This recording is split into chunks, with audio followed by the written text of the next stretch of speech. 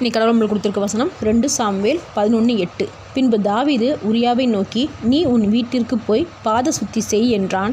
உரியா ராஜா அரண்மனையில் இருந்து புறப்பட்ட போது ராஜாவினிடத்திலிருந்து உச்சிதமான பதார்த்தங்கள் அவன் பின்னாலே அனுப்பப்பட்டது. இந்த வசனத்தை குறித்து கடவுள் நம்மகிட்ட என்ன சொல்கிறது பார்ப்போம். இங்கே உரியாவின் மனைவி தாவீதினால கர்ப்பவதி ஆகிறார். இது தாவீது கிட்ட தெரியப்படுத்துகிறா. இந்த தப்பை மறைக்க தாவீது எடுத்த முதல் திட்டம் என்னதுன்னா, போரில் இருந்து வந்த உரியாவை அவருடைய வீட்டுக்கு அனுப்பிட்டா பிறக்க போகிற குழந்தைக்கு உரியா தான் தகப்பன்னு அர்த்தமாகிரும். திட்டம் போட்டு உரியாவை வீட்டுக்கு போக சொல்கிறாரு. அதுக்காக நிறைய பதார்த்தங்களையும் அனுப்புகிறார். இந்த பதார்த்தங்களை வீட்டுக்கு எடுத்துகிட்டு போகிறதுக்காகனாலும் வீட்டுக்கு உரியா போவார்னு நினைக்கிறாரு. ஆனால் உரியா வீட்டுக்கே போகலை. தன்னுடன் போரில் இருந்தவங்க கூட தங்கிடுறாரு.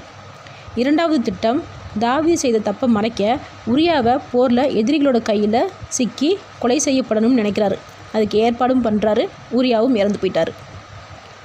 இது எதுக்கு செஞ்சார்னா, உரியாவின் மனைவி விதவை ஆனதுக்கப்புறம் அவளை எல்லாருக்கும் முன்னாடியும் திருமணம் செய்து கொண்டா உலகத்து பார்வைக்கு ராஜா விதவை பெண்ணை திருமணம் செய்து கொண்டார்னு பாராட்டி பேசும்.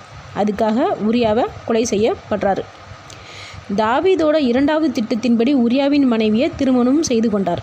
ஒரு தப்பை மறைக்க இன்னொரு தப்பு செஞ்சார்.